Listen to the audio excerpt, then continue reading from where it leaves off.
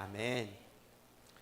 우리는 2018년도부터 19년까지 2년 동안 수요 기도회 할 때 사도행전 말씀을 함께 나누면서 교회가 처음 세워지기 시작하면서부터 교회 외부와 내부에서 교회를 무너뜨리기 위한 시도가 끊임없이 계속되었다는 것을 확인했었습니다. 외부에서는 유대 교인들이 핍박과 박해를 아주 심하게 그렇게 교회에 가했었죠. 내부에서는 성도들 사이에 생긴 그 시기와 질투들, 또 교만들, 당파 이런 문제로 인해서 교회가 처음 시작되는 그 순간부터 교회의 문제들은 끊임없이 계속 일어나고 있었습니다. 그런데 우리가 잘 알고 있듯이 초대교회는 교회가 시작될 그 당시에는 성령이 강력하게 교회 안에 역사하고 있었잖아요. 그 부분을 생각해 보면 성령이 강력하게 역사하고 있는 교회, 외적으로 오는 박해와 핍박들 이런 것들은 좀 이해가 됩니다. 외적에서는 그런 게 있을 수 있어. 그런데 성령이 충만했던 그 교회 안에 내부적으로 문제가 생겼다는 것은 받아들일 수 있겠어요? 성령이 충만했다고 하는데 어떻게 교회 내부에서 이런 문제들이 생길 수 있지? 좀 이상하다는 생각이 듭니다. 그런데 여러분, 교회를 무너뜨리려고 하는 공격하는 그 주체가 사단이라는 사실을 생각해 보면 교회 내부에서 문제가 생겨났다는 것도 우리는 좀 이해할 수 있게 됩니다. 여러분, 사단은 교회가 시작되자마자 교회를 공격해서 무너뜨리려고 했습니다. 왜 그렇게 무너뜨리려고 했을까요? 여러분, 이 질문에 답을 찾아내려고 하면 교회가 어떤 곳인지에 대해서 잠깐 생각해 볼 필요가 있습니다. 여러분, 교회에 대한 설명이 성경에서 굉장히 다양하게 나타나는데 지금 이 부분에선 저는 교회는 이런 곳이다 이렇게 설명하고 싶어요. 교회는 이 땅에 하나님 나라를 건설하기 위한 전진 기지이다. 여러분, 교회가 이 땅 가운데 하나님 나라를 세워가기 위한 전진 기지의 역할을 하고 있는 게 맞습니까? 네, 맞죠? 그런데 여러분, 여기서 말하는 하나님의 나라는 지금 이 시대의 국가에 대한 정의를 살펴보면 등장하는 단어들, 영토, 백성, 주권, 법, 그리고 통치자, 여러분 이런 모든 것들을 다 초월해서 성경에서 말하고 있는 하나님의 나라, 가장 간단하게 설명하면 하나님의 다스리심과 통치가 임하는 곳이 하나님의 나라라고 성경은 그렇게 설명해 주고 있어요. 여러분, 하나님의 다스리심과 통치가 임하는 곳이면 그 어느 곳이든지 다 하나님의 나라라고요. 저와 여러분들이 하나님의 다스림과 통치를 받고 있습니다. 그러면 우리 가운데 하나님의 나라가 세워졌다 말할 수 있겠습니까? 여러분, 그렇게 하나님의 다스리심과 통치를 받고 있는 성도들이, 우리 성도들 중에 의료계에 종사하고 있는 분들 많은데, 의료계 곳곳에서 그렇게 하나님과 다스리심을 받고 있는 성도들이 일하고 있다. 여러분, 그러면 그 의료계 영역이 하나님의 나라가 세워진 것 맞습니까? 여러분, 하나님의 다스리심과 통치하심이 임한다면 영토를 초월해서, 영역을 초월해서 그 모든 곳이 다 하나님의 나라가 되는 거죠. 근데 하나님은 이렇게 이 세상 모든 곳에 하나님의 다스리심과 통치하심을 인정하는 하나님의 나라를 세우고 싶어 하시는 것이 분명한 사실입니다. 그래서 성경에서 말하는 진짜 교회는, 진짜 교회 정의는 뭡니까? 건물입니까? 우리가 보고 있는 이 교회, 이게 우리가 생각하는, 성경에서 말하는 그 교회입니까? 아니요. 이런 관점에서 접근해 봤을 때 하나님의 다스리심과 통치가 임하는 모든 곳에서 하나님 나라를 세워가야 하기 때문에 성경에서 말하는 교회는 구원받은 바로 저와 여러분, 우리가 교회라고 얘기하고 있어요. 그리고 교회가 곳곳에 들어가서 하나님의 다스리심과 통치하심을 인정하면서 그곳에서 하나님 나라를 세워가야 된다, 이렇게 말하고 있죠.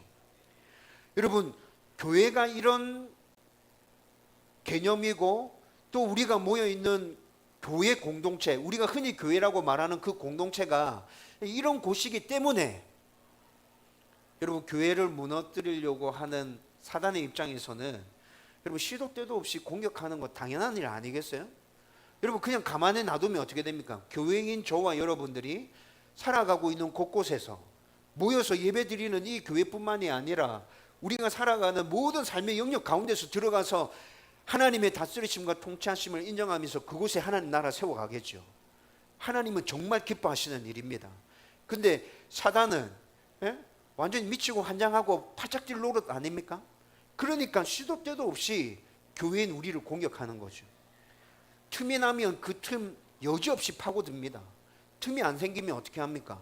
틈을 만들어서라도 공격하게 되죠. 여러분, 사단의 이 공격과 교회를 괴롭히려고 하는 이 노력은 어떻게 보면 예수님께서 십자가 달리셔서 부활하신 그때 이미 끝난 싸움이었습니다. 그런데 아직 최후의 발악을 하면서 단 한 명이라도 내가 더 죽음으로 끌고 가야겠다. 단 한 번이라도 더 교회를 온전하게 서지 못하도록 내가 괴롭혀야겠다. 여러분, 지금 사단은 이렇게 최후의 발악을 하고 있는 것이잖아요. 여러분, 그런 의미에서 생각해 보면 여러분, 우리 교회 안에 외적인 공격, 내적인 공격 있겠습니까? 네, 있습니다. 여러분, 대비해야 합니다. 여러분들 각자 가운데 사단의 내적이고 외적인 공격이 있을까요? 있습니다. 여러분, 그래서 우리는 방심하면 안 됩니다. 정신 바짝 차리고 있어야 합니다. 여러분, 그런데 오늘 우리가 읽었던 말씀에서도 초대교회가 세워질 때 마귀가 계속 공격하고 있는 모습들을 보여주고 있죠. 특별히 오늘 우리가 나누려고 하는 하나님의 사람 스데반. 여러분, 이 스데반을 향해서 마귀가 아주 악랄하게, 아주 치밀하게 계획적으로 공격하고 있는 모습들 우리가 오늘 본문 말씀 가운데서 확인할 수 있었습니다. 여러분, 그런데 마귀가 우리를 그렇게 공격한다, 이것만 오늘 말씀에 나타나는 것이 아니라 이 말씀 안에 하나님의 사람인 스데반, 믿음과 성령으로 충만한 그 스데반을 세상이, 마귀가 능히 감당할 수 없구나 라는 모습도 오늘 말씀에서 우리 가운데 보여주고 있습니다. 여러분, 이 세상이 마귀가 우리를 공격한다, 그냥 단순한 이 지식만을 가지고 교회를 가만히 쳐다보고 있으면 다 무너져 내리고 있는 것 같아요. 여러분, 지금 곳곳에서 들려오고 있는 소식들, 교회와 관련된 소식들, 목사와 성도들과 관련된 소식들, 여러분 곰곰이 한번 생각해 보십시오. 믿음이 없는 사람이라면, 영안이 열려 있지 않은 사람이라면 그 소식들을 들으면서 교회는 망하고 있구나, 성도들은 점점 줄어져 가고 있구나, 그렇게 생각하겠죠. 근데 여러분, 저는 그렇게 보이지 않습니다. 물론 문제되는 교회도 많습니다. 문제되는 성도도 많습니다. 그렇지만 반면에 하나님의 사람으로 일어서고자 발부둥 치고 있는 교회도 많아요. 여러분, 영적인 시각을 열고 다시 교회를 바라보십시오. 제가 그렇게 교회를 바라볼 때 보이는 것은 교회 안에 여전히 임하고 있는 하나님의 다스리심과 통치, 교회 안에 넘쳐나고 있는 하나님의 은혜와 평안, 여러분 저는 그것이 보입니다. 여러분, 오늘 우리가 사도행전에 나타나는 스데반의 말씀을 함께 나눌 텐데 이 스데반의 모습 가운데서도 그런 모습 보일 거예요. 그리고 또 우리가 분명하게 하나 깨닫는 건 뭡니까? 성령으로 충만하면, 믿음으로 충만하면 마귀는 끊임없이 나를 무너뜨리기 위해서 공격하고 틈을 타서 그렇게 다가오겠지만 나를 절대로 무너뜨릴 수 없구나. 그 존재는 나를 절대 감당할 수가 없구나. 오늘 이 말씀을 나누면서 저와 여러분들 가운데 이 은혜와 확신이 강하게 다시 새겨지기를 주님의 이름으로 축원드립니다. 여러분, 오늘 본문의 말씀은 초대교회 안에서 생긴 구제와 당파 문제들, 이것들을 해결하기 위해서 7 집사들을 세우죠. 그렇게 7 집사들, 세움받은 7 집사들 가운데 한 사람인 스데반이 여러 무리의 유대인들에게 고소당한 사건을 다루고 있습니다. 여러분, 그런데 여기서 또 참 재밌는 거 하나 발견하게 됩니다. 여러분, 이 당시에 예루살렘에는 유대인 회당이 굉장히 많이 있었는데 그 회당들은 모인 사람의 특성에 따라서 좀 구분이 되어졌습니다. 여러분, 이거 쉽게 얘기하면 예루살렘 안에 회당이 정말 많은데 그 회당들마다 나름대로의 색깔을 다 가지고 있었다는 거예요. 지역 출신에 따라서 모인 회당도 있었고, 그 다음에 출신 배경에 따라서 모인 회당도 있었습니다. 배움의 정도나 또 사상이나 철학들에 따라서 비슷한 성향을 가진 사람들이 이렇게 모인 회당들이 곳곳에 세워지면서 예루살렘 안에 유대인 회당들이 굉장히 많아졌다는 것이죠. 여러분, 그렇게 독특한 색깔을 가지고 회당들이 이렇게 막 세워졌다면 여러분, 반대되는 의견과 성향을 지닌 회당들도 있었겠죠. 여러분, 유대교이지만, 같은 유대교이지만 반대되는 성향을 가진 회당들도 있었기 때문에 여러분, 이들은 반대되는 성향을 가지고 있는 회당들은 늘 대립하고 싸우고 있었어요. 유대교인들 회당이지만 늘 이렇게 충돌하고 있었다고요. 근데 희한하게 교회를 핍박하고 스데반을 핍박하는 일에는 이 모든 회당들이 다 하나가 됩니다. 여러분, 오늘 9절 말씀에서 그게 나타납니다. 9절 말씀에 보면 자유민들, 구레네인들, 알렉산드리아인들, 길리기아와 아시아에서 온 사람들, 뭐 이렇게 쭉 여러 부류의 사람들이 등장하잖아요. 여러분, 9절 말씀과 관련해서 학자들이 몇 가지 추측을 하고 있어요. 첫 번째 추측은 구레네인과 알렉산드리아인은 진보적인 성향을 가진 유대인들이었을 거다. 그리고 길리기아와 아시아 유대인들은 보수적인 성향을 가진 유대인들이었을 거다. 이렇게 추측합니다. 여러분, 학자들이 그냥 괜히 이렇게 추측하는 게 아니고 나름대로의 자료들을 이렇게 확인하면서 이렇게 추측하는 거거든요. 여러분, 진보와 보수는 옛날부터 서로 대립하고는 무리들이죠. 지금도 진보 보수 대립하고 있잖아요. 아마 주님 오실 때까지 진보와 보수는 대립하게 될 겁니다. 진보 쪽에서 뭐 얘기하면 보수는 그거 안 된다 이렇게 얘기하고, 보수 쪽에서 뭐 얘기하면 택도 없는 소리 하고 있네 이렇게 딱 하잖아요. 그렇죠? 여러분, 또 다른 추측에 의하면 구레네와 알렉산드리아 유대인들은 종에서 자유를 얻은 유대인들이고, 길리기아와 아시아의 유대인들은 본래 자유인이었던 유대인들이다라고 추측하고 있습니다. 여러분, 자유인과 종, 여러분, 대립관계가 성립되겠습니까? 대립관계가 성립되겠죠. 여러분, 평상시에 이들은 이렇게 늘 충돌하고 있었다는 거죠. 추측이기는 하지만 그래도 학자들이 연구를 하면서 나름대로의 자료들을 가지고 이렇게 얘기하는 것들이거든요. 분명한 건 특색이 있는 회당들이 곳곳에 이렇게 있었다는 거예요. 대립했다는 것입니다. 그런데 스데반을 공격하고 교회를 공격하는 데 있어서는 이렇게 평상시에 대립했던 모든 유대인들이 다 하나가 되었다는 것입니다. 그리고 계속해서 이들의 공격은 아주 치밀하고 계획된 것이며 악랄하고 무자비한 공격이었다는 것을 보여주고 있습니다. 여러분, 11절 말씀에서 이런 모습이 나타나고 있는데, 이들은 교회를 공격하기 위해서 사람을 매수해서 거짓으로 안 좋은 소문을 퍼뜨리고 있습니다. 이들이 이렇게 한 이유는 뭐예요? 스데반과 논쟁했는데 성령과 지혜가 충만한 스데반을 이길 수가 없었어요. 말로 붙었는데 말에서 졌습니다. 그러니까 다른 방법을 동원하고 있는 거죠. 여러분, 이게 뭐냐면 스데반과 논쟁하면서 자신들의 주장이 잘못되었다 혹은 신빙성이 떨어진다라는 게 증명되었다는 거죠. 여러분, 논쟁을 붙었는데 논쟁에서 밀렸습니다. 논쟁에서 밀렸다는 말은 그 말 아닙니까? 내가 주장하는 것이 잘못되었거나 또 내가 주장하는 그것들에 대한 신빙성이 떨어진다. 그래서 사람들이 공감해 주지 않고 있다. 여러분, 이거잖아. 그렇죠? 여러분, 논쟁해서 졌어요. 내가 밀렸어요. 그러면 정상적인 생각을 해보면 그 다음 절차는 뭡니까? 논쟁에서 내가 졌습니다. 그러면 요거 봐라, 좀 세네. 그러면 다시 자료들을 모으고 내가 공부하고 그렇게 해서 내 주장을 뒷받침할 수 있는 많은 증거들을 수집해서, 야, 나와봐라, 다시 한번 더 붙어보자, 내 준비됐다, 이제는 좀 네 어려울 거다, 이렇게 다시 붙든지, 아니면 확실하게 밀렸다는 생각이 들면 그냥 인정하든지, 내가 틀렸고 네가 맞다, 지난번에 내가 붙어보니까 확실히 내가 생각하는 게 좀 틀렸더라, 이렇게 인정해버리든지. 인정 못하고 받아들이지도 못하겠어. 그러면 어떻게 합니까? 그냥 가만히 있든지. 여러분, 이런 상황에서 준비도 안 한 상태로 계속 나대면 어떻게 돼요? 자기만 더 이상한 사람 되는 거죠. 그렇죠? 여러분, 그런데 유대인들은 지금 논쟁에서 확실히 딱 밀렸습니다.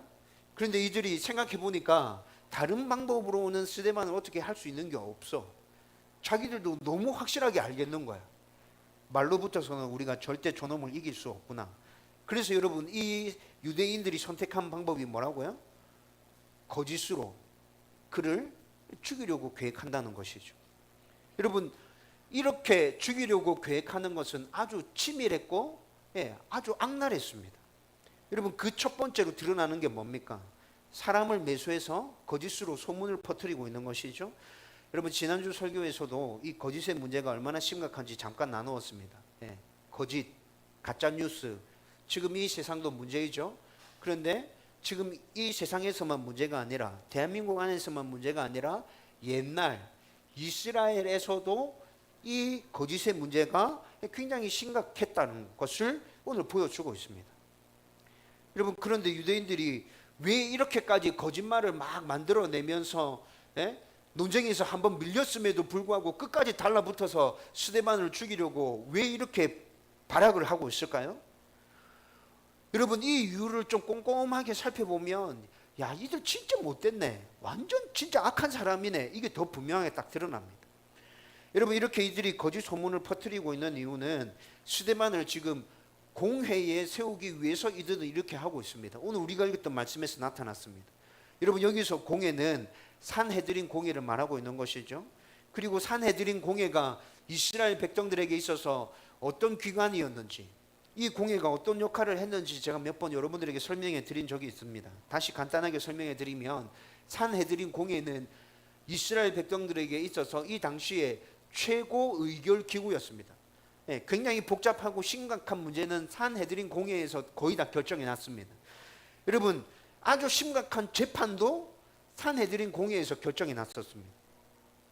여러분, 이 때문에 이들이 스데반을 합법적으로 죽이기 위해서 산헤드린 공회를 소집해야 하는데, 산헤드린 공회를 소집하려고 하면 충분한 명분이 있어야 되잖아요. 그 명분을 만들어내기 위해서 지금 이 사람들이 거짓말하고 있는 거라고요. 여러분, 그런데 다시 정리해서 생각해 보십시다. 율법을 그렇게 중요하게 생각하는 이 유대인들이 합법적으로 스데반을 죽이기 위해서 거짓으로 그 근거를 만들어내고 있습니다. 여러분, 이게 이해가 됩니까? 여러분, 이게 지금 논리에 맞는 겁니까? 여러분, 이런 상황을 두고 모순이라 하는 겁니다. 모순. 여러분, 진짜 모순된 행동을 이들이 하고 있죠. 이거 완전히 어처구니 없는 일이잖아요. 여러분, 그런데 이 유대인들이 이 짓을 하고 있어요. 그리고 공회가 소집됐습니다. 재판이 열렸습니다. 그러면 재판에서 이기기 위해서는 분명한 증인을 내세워야 되죠. 그래서 13절 말씀 보면 이 증인까지도 돈으로 매수해서 세웁니다. 여러분, 그래서 이 증인들에게 너가 재판에 나가면 이렇게 증인해라. 모세 율법을 폐기해야 된다고 스데반이 말했다. 모세 율법을 수정해야 된다고 말했다. 성전을 무너뜨린다고 말했다. 하나님은 전지전능한 신이 아니다라고 말했다. 그렇게 증언해라. 여러분, 거짓으로 매수한 이 증인들까지도 해야 될 말들을 미리 다 일러 주었습니다. 여러분, 그런데 이 유대인들이 왜 모세의 율법과 성전과 또 하나님의 신성을 부인하는 이런 것들로 증언해라고 얘기하고 있습니까? 여러분, 이 사람들은 그것을 자기 생명들처럼 지키고 있거든요. 여러분, 유대인들이 언제부터 이랬나요? 유대인들이 구약시대 때 보면 바벨론의 포로로 잡혀가죠. 포로로 잡혀가서 70년 동안 바벨론에서 생활하게 됩니다. 여러분, 그 70년 동안 이 유대인들이 굉장히 반성하고 자기들의 잘못이 무엇인지 생각하면서 회개했습니다. 그리고 좀 올바른 생각을 해요. 그 생각이 뭐냐면, 우리가 율법을 제대로 지키지 않아서 이렇게 됐다. 하나님의 말씀을 그리고 예배를 제대로 드리지 않아서 우리가 이렇게 됐다. 만약에 우리가 다시 예루살렘으로 돌아갈 수만 있다면 우리는 그곳에서 하나님의 법을 지켜야 한다. 예배를 드려야 된다. 여러분, 이런 생각들이 바벨론 포로 시기에 유대인들 안에서 생겨났다고요. 여러분, 그리고 진짜 예루살렘으로 포로 귀환하게 되죠. 일부만 다시 돌아오게 됩니다. 여러분, 이 일부만 다시 돌아온 사람들, 이 사람들을 성경에서는 남은 자라고 표현합니다. 남은 자. 대다수의 사람은 그대로 바벨론에 머물러 살고 있었어요. 여러분 70년 동안 바벨론에서 살면서 자기들이 닦았던 그 삶의 터전들 버리고 포로 생활을 하고 있지만 다시 이스라엘로 돌아와서 폐허가 되어져 있는 이곳을 다시 일으켜 세우는 건 정말 쉬운 일 아니죠. 그래서 하나님에 대한 강렬한 열망이 있는 사람들만 포로 귀환하게 된다고요. 여러분 이 사람들이 얼마나 하나님에 대한 열망이 강했는지 좀 짐작이 되시죠? 온전한 예배와 율법에 대한 순종과 하나님을 자기의 주인으로 모시고 다시 하나님 앞에 영광 올려드리기 위해서 내가 그런 삶을 살겠다, 진짜 각오와 결단이 된 사람들만 이렇게 돌아왔다고요. 그들이 했던 일이 뭐였냐면 율법을 쪼개서 우리는 율법 안 지키면 다 죽는다. 70년 바벨론 포로 생활 그거 또다시 해야 될 수도 있다. 우리는 무조건 율법 지켜야 된다.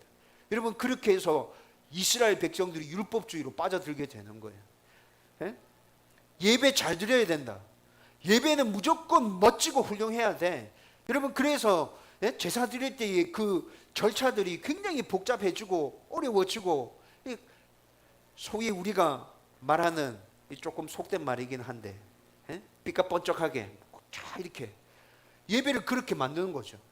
형식주의로 빠지게 되는 거예요. 여러분 처음에 생각은 참 올바랐는데, 그렇죠? 이 생각들이 너무 지나치게 많이 나가서 이렇게 율법주의와 형식주의로 유대인들이 빠지게 되었고, 그러면서 이들이 생각하는 건 뭐예요? 모세의 율법은 내 생명이다. 모세의 율법을 바꾸려고 하면 나를 밟고 지나가라. 성전에 대해서 뭐라 얘기하려고 그러면 일단 나랑 먼저 얘기하고 난 다음에 나를 거치고 가라. 안 그러면 절대 얘기 못한다. 여러분 유대인들이 다 이렇게 바뀌는 거죠.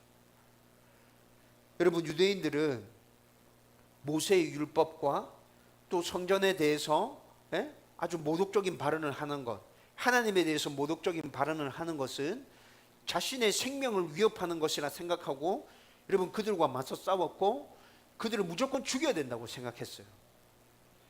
여러분 그런데 이 잣대를 지금 스데반에게 갖다 대고 있습니다. 여러분 그런데 제가 좀 전에 설명해 드렸던 것처럼 정상적인 절차로 만약에 스데반이 진짜 그런 잘못을 범해서 이들이 이렇게 반응하고 있다면 그래도 이해할 여지가 있습니다.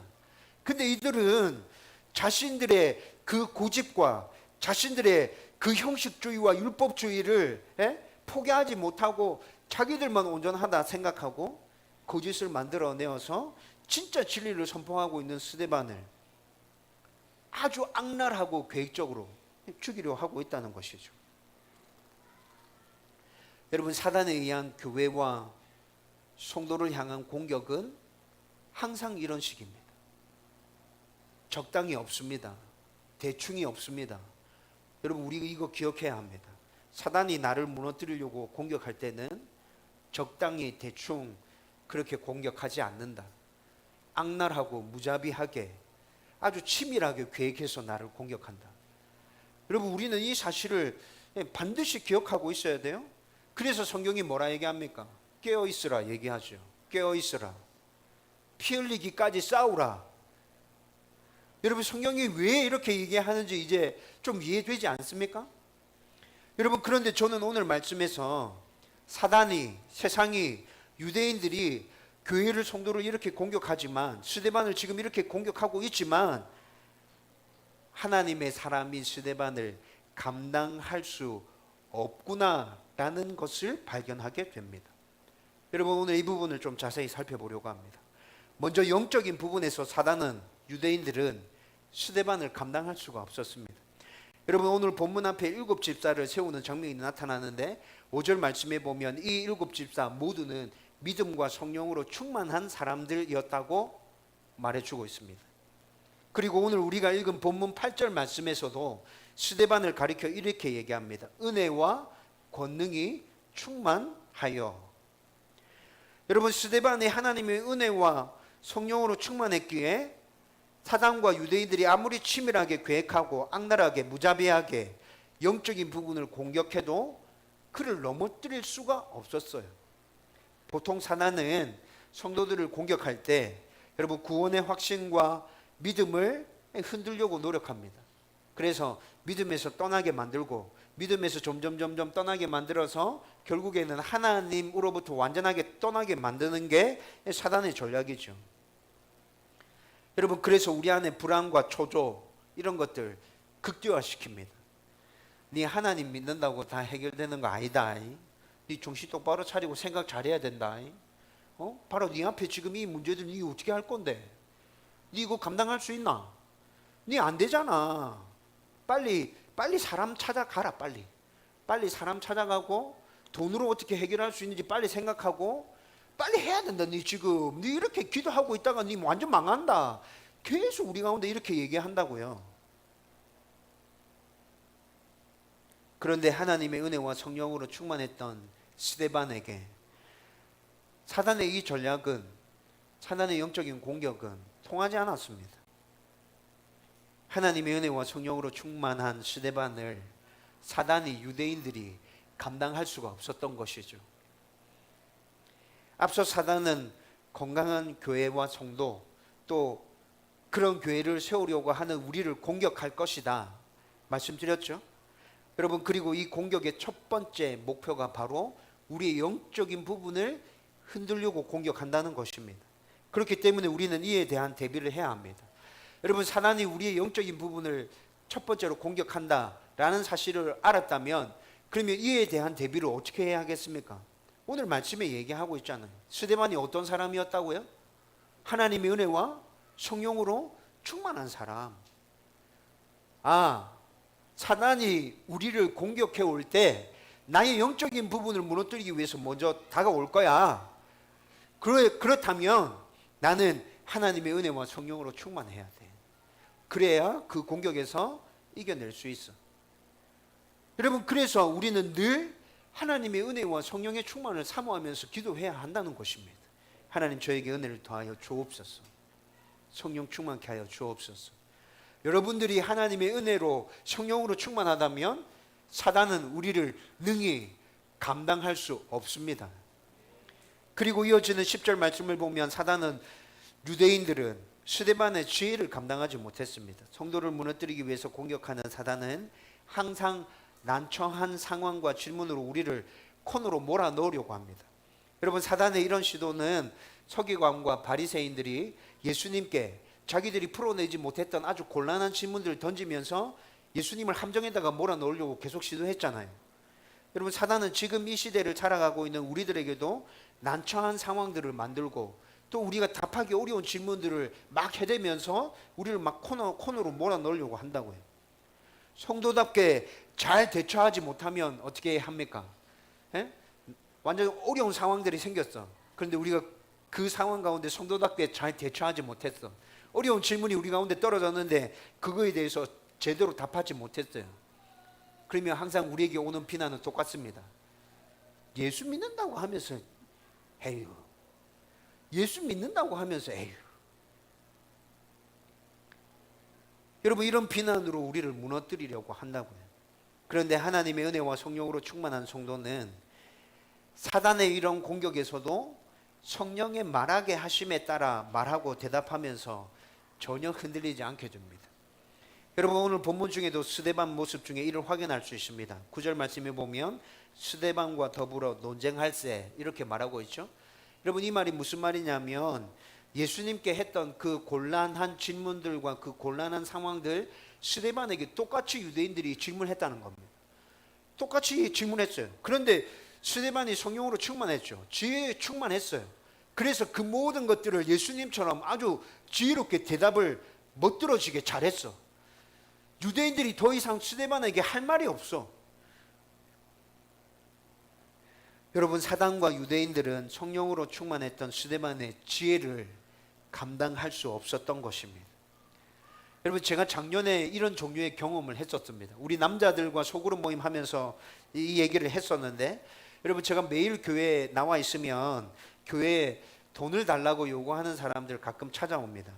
여러분, 지난주 우리 소그룹 모임 마쳤을 때도 그런 분 한 분 오셨습니다. 그래서 제가 돈을 드려서 좀 그동안 어떻게 지냈는지 이렇게 좀 물어보고 얘기하고 이렇게 교제 좀 나누다가 돌려보냈었거든요. 그분이 정기적으로 찾아오시는 분이에요. 네, 그런 분들이 있어요. 여러분, 그런데 이런 분이 오면 얼마를 줘야 되지? 무슨 얘기를 해줘야 되지? 늘 고민입니다. 특히나 건강해 보이는 젊은 사람들이 오면 진짜 고민됩니다. 돈을 줘야 되나 말아야 되나. 솔직히 제 마음은 주기 싫습니다. 건강해 보이는 젊은 사람, 네가 가서 그냥 열심히 일해라, 막일이라도 해서 네가 돈 벌어서 살아라, 이렇게 얘기해 주고 싶어요. 여러분, 그런데 이런 분들도 가끔씩 온다고요. 이런 분들이 올 때 항상 짧게라도 하나님 어떻게 얘기해야 합니까? 하나님, 저 사람이 자기 이야기를 막 풀어놓을 때 제가 어떻게 위로하고 격려해야 되죠? 짧게라도 이렇게 기도하게 됩니다.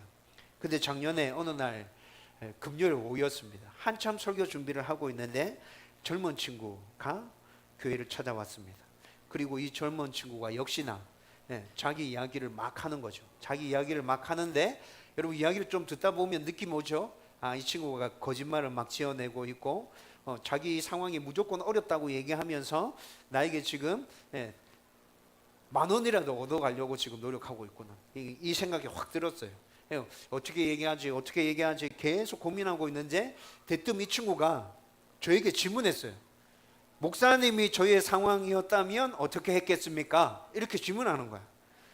근데 여러분, 제가 진짜 그 순간에 그 질문을 딱 받았을 때 1초도 고민하지 않았습니다. 우선 저는 평상시에 열심히 잘 살아서 이런 상황을 만들지 않았을 것입니다. 성실하게 일했을 것이고 다른 사람과 소통하면서 나에게 주어진 일이라면 무엇이든지 열심히 해서 상황을 이렇게까지 만들지 않았을 거예요. 그리고 그 친구가 얘기할 때 하루나 이틀 지나면 자기 어려운 상황이 해결되어질 수 있다 얘기하는 거예요. 그리고 진짜 상황이 어려워졌다면, 그리고 당신이 얘기한 것처럼 하루나 이틀 뒤에 상황이 해결되어질 수 있다면 저는 모르는 사람에게 찾아와서 도와달라고 얘기하지 않았을 겁니다. 그냥 하루나 이틀 어렵고 힘들지만 견뎠을 거예요. 제가 이렇게 얘기했어요.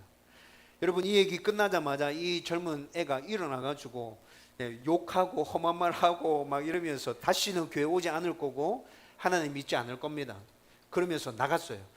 여러분, 굉장히 당황스러웠죠. 여러분, 제가 굉장히 마음이 공포가 확 밀려왔습니다. 어떤 공포였냐면 내가 말을 잘못해서 한 영혼을 잃어버린 것 아닌가?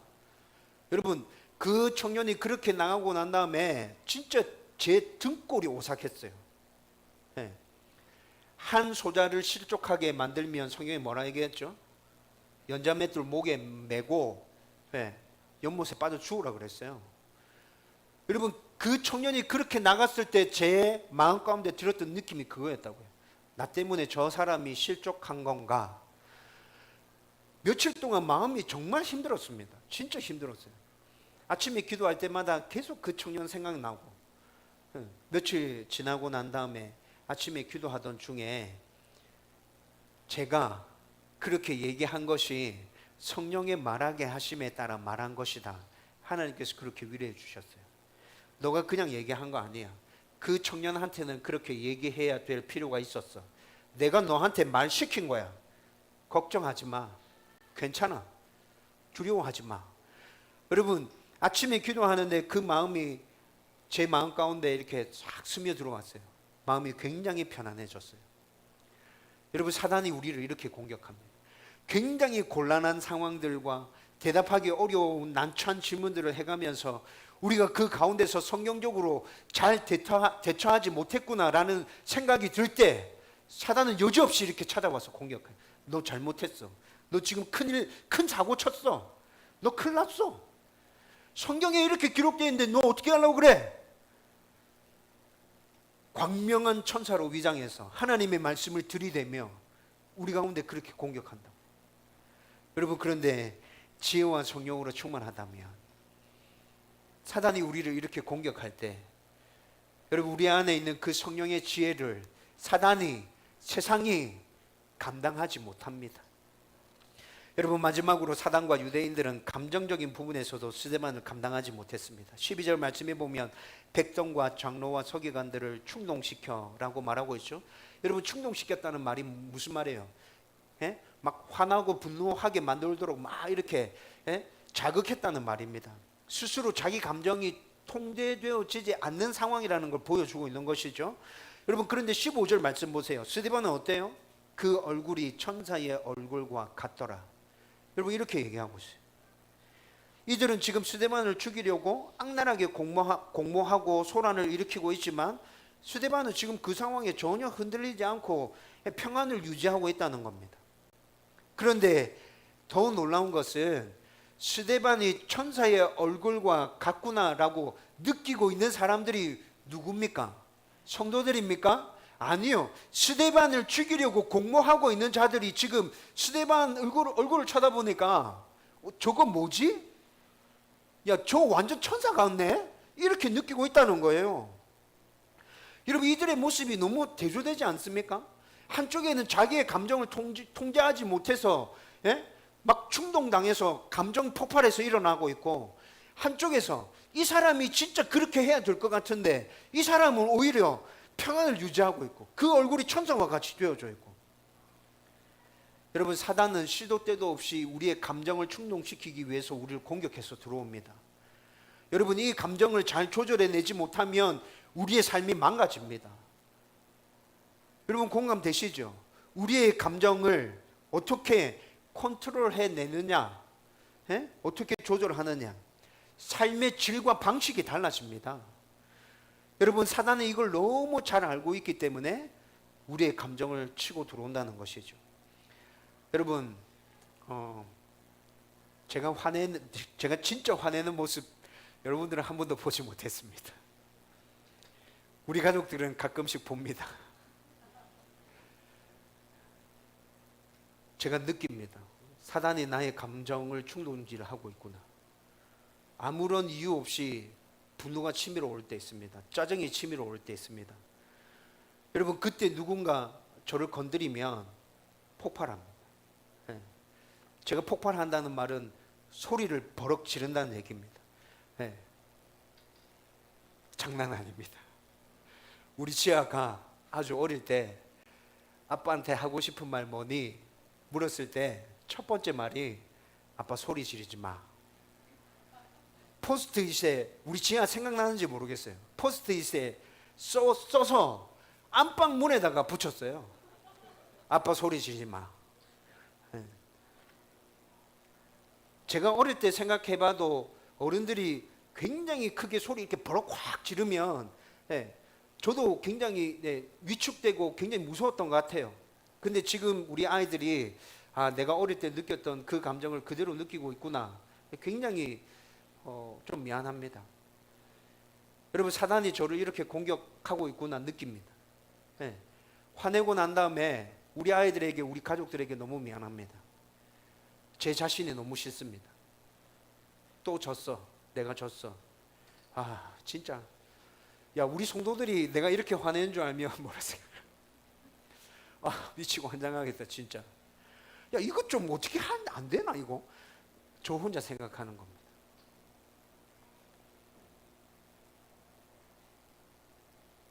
그런데 우리가 하나님의 은혜로 성령으로 충만하다면 사단이 우리를 감정적으로 이렇게 공격해 올 때 그 감정적인 부분에 있어서도 사단은 우리를 능히 감당할 수 없게 될 것입니다. 여러분, 스데반은 이렇게 힘들고 어려운 상황 가운데 처해 있는데 그의 얼굴이 어떻게 천사와 같을 수 있었을까요? 세상이 이해할 수 없는 하나님의 평안이 그의 가운데 넘쳐나고 있다는 것이죠. 여러분, 진짜 이거 세상이 이해할 수 없는 평안이잖아요. 여러분, 저는 그래서 간절하게 이 평안을 사모하게 됩니다. 하나님, 저에게도 이거 필요합니다. 사단이 조금만 저의 감정을 치고 들어오면 하나님, 제가 여지없이 무너지잖아요. 하나님, 저 이거 필요해요. 여러분, 그런데 유대인들이 이렇게 악랄하고 무자비하게 스데반을 죽이려고 달려드는 진짜 이유는 뭘까요? 밑바탕에 깔려있는 진짜 이유는 8절 말씀에 보면 그 이유를 살펴볼 수 있는데, 스데반은 은혜와 권능이 충만하여서 큰 기사와 표적을 민간에서 행했다고 그렇게 말씀하고 있죠. 여러분, 이렇게 여기서 말씀하는 기사와 표적은 병을 낫게 하고 귀신을 쫓아내는 기적을 말하는 것입니다. 그리고 스데반이 병을 낫게 하고 귀신을 쫓아내는 이 기적은 민간에서 행했다고 말하고 있죠. 교회 안에서 행한 것이 아닙니다. 교회 안에서도 행했고 밖에 다니면서 필요하구나 생각될 때마다 이런 기적을 스데반이 행했다는 것입니다. 그리고 또 스데반은 은혜와 권능이 충만했다고 말씀하고 있습니다. 은혜는 굉장히 부드럽고 인자하고 따뜻한 거, 사람을 보듬어 주는 것이죠. 그리고 권능은 뭡니까? 굉장히 강력한 능력을 말하는 것이거든요. 네, 카리스마적인 것입니다. 근데 스데반에게서 이 두 가지가 다 나타나고 있습니다. 부드럽고 인자하고 사람을 품어주면서 또 필요할 때는 엄청난 능력의 말씀이 그에게서 선포되어지고 강력한 하나님의 능력이 그의 가운데서 뿜어져 나왔다는 것입니다. 여러분, 이런 모습들을 유대인들이 지금 지켜보고 있는 것이죠. 스데반의 이런 모습들 때문에 유대 교인들이 기독교로 개정하는 일들이 계속 일어나고 있습니다. 여러분, 이들이 지금 위기를 느끼고 있는 거예요. 야, 저거 가만히 놔뒀다가는 우리 다 망하겠다. 여러분, 시기와 질투도 있었을 것 같습니다. 우리는 이때까지 저렇게 해본 적이 한 번도 없는데 저게 도대체 뭔데 갑자기 나타나가지고 막 저런 일들을 하면서 막 사람들에게 인기를 끌고 막 관심을 받고 주목을 받고, 저 뭐지? 야, 저거 그냥 가만 놔두면 안 되겠다. 여러분, 이런 마음들이 생겨났다는 것이죠. 여러분, 그러나 사단은, 유대인들은 여러분 이런 마음들이 생겨나서 스데반을 공격하고 있지만 모든 부분에서 은혜와 성령으로 충만했던 스데반을 감당할 수 없었다는 것입니다. 우리가 지금까지 살펴본 것처럼 영적인 부분에서도, 지적인 부분에서도, 감정적인 부분에서도 스데반을 감당할 수 없는 것이죠. 여러분, 그래서 최후로 이들이 할 수 있는 일은 뭡니까? 육체적으로 고통을 가하는 것. 그래? 그러면 한번 해보자. 그래서 결국 스데반을 죽게 만드는 건, 죽이는 것이죠. 여러분, 스데반을 죽이고 난 다음에 이들은 아마 자기들이 이겼다고 생각했을 겁니다. 우리 이겼다. 스데반 죽었다. 끝났다 이제. 여러분, 그런데 여러분들 보실 때는 어떻습니까?